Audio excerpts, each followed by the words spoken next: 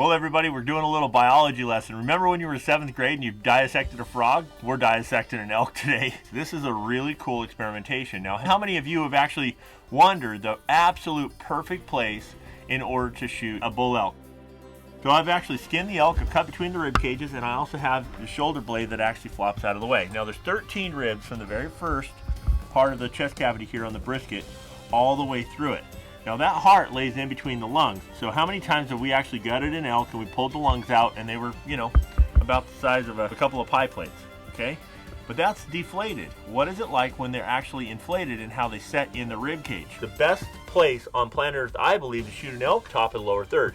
Because the blood cavity has to fill all the way up to that spot at the very top of the lungs in order for the blood to come out and then down the animal and then onto the ground.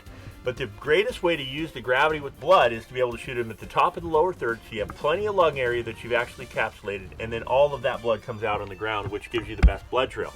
But this right here is really cool. What you really want to aim for is shooting for the opposite side.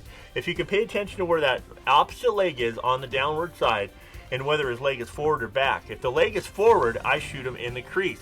If the leg is back, I try to shoot him 2 inches into the muscle, which gives me the best penetration and most likely right over the top of the heart. If you take this leg right here, one of the things I've often done is I always start at the inside of the kneecap right here, and I float my pin all the way up into the top of the lower third, and I hold that spot in order to shoot it through. But right now, what we're gonna do is we're gonna tip this out of the way.